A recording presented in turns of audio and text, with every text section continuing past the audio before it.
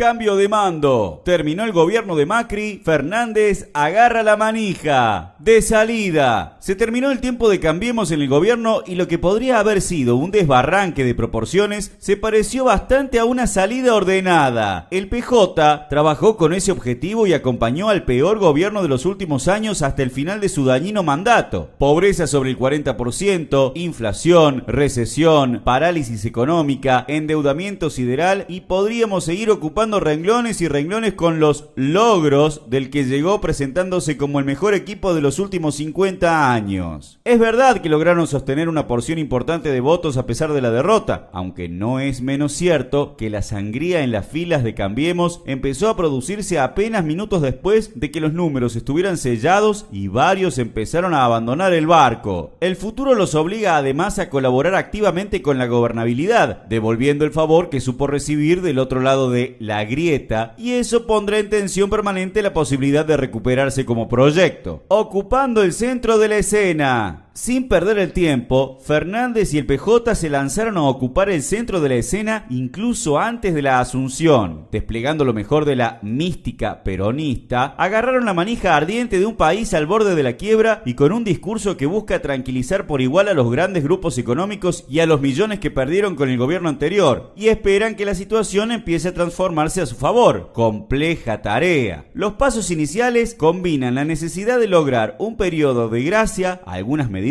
cosméticas y otras destinadas a fortalecer la recaudación, bajar el gasto público y demostrar que es posible renegociar y crecer para pagar, con algunos mensajes que parecen más icónicos que efectivos por ahora. Los últimos serán los primeros y los únicos. Las primeras medidas por DNU y los proyectos de las emergencias a tratarse apuntan a colocar algunos parches sociales, una inversión de bajo costo solo en los sectores que se caen del mapa social y ninguna medida universal que abarque el conjunto del pueblo trabajador, como el aumento general de salarios, jubilaciones y planes sociales que se necesita, preanunciando que los trabajadores registrados y bajo convenio serán variable de ajuste para bajar los costos laborales como piden los patrones. En este sentido, van los dos bonos de 5.000 pesos para jubilados, el de 2.000 para la asignación universal por hijo y la doble indemnización, que está lejos de ser una medida que frene los despidos o la baja mínima en los precios de medicamentos después del colchón récord que hicieron los laboratorios. Al mismo tiempo, van mostrando la hilacha, suspenden la movilidad jubilatoria y no retrotraen nada de los siderales aumentos de precios. El pacto social debutaría además con la conjura de empresarios y la burocracia sindical para contener las paritarias por 6 meses. La brutal crisis en la conducción de la UTA muestra la descomposición de esta dirigencia corrupta. También tiene como telón de fondo la bronca por abajo por la falta de aumento salarial. La resolución del Ministerio de Salud sobre la aplicación del protocolo para la ILE viene acompañada por un notable silencio respecto de debatir el proyecto de legalización del aborto. Crecer para pagar. Alberto sabe que, como dice la canción, no hay tiempo de más y por lo tanto sale a la ofensiva para que sus primeros pasos le permitan ganar algo de impulso. Estableció el plazo de las sesiones extraordinarias en el Congreso, actualizó las retenciones al agro y se reunió con los gobernadores, opositores y oficialistas para que acompañen el primer paquete de medidas que buscará en el Congreso contar con el mayor apoyo político. Más allá del discurso de barricada de los equipos de difusión gubernamental,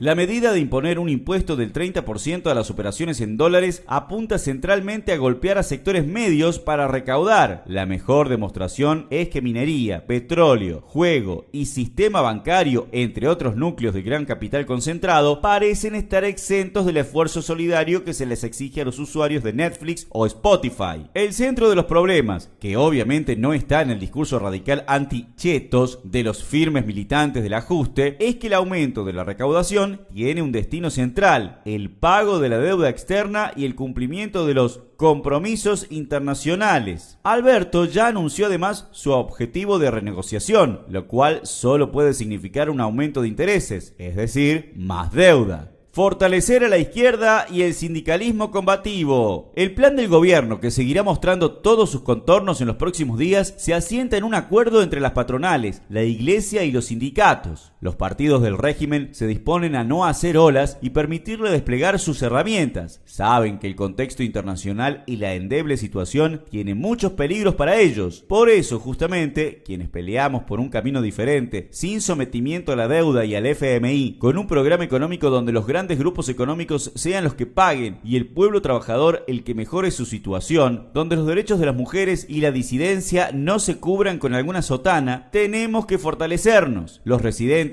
demostraron que se pueden enfrentar los intentos de ajuste y triunfar, y en el hospital italiano, nuestros compañeros y compañeras de la Bordeaux volvieron a demostrar que con un modelo democrático y de lucha se puede terminar con la burocracia, incluso la del propio líder de la CGT. Está terminando el año, pero se abre una nueva etapa en el país. Te invitamos a que te organices con el MST para preparar juntos las batallas que se vienen.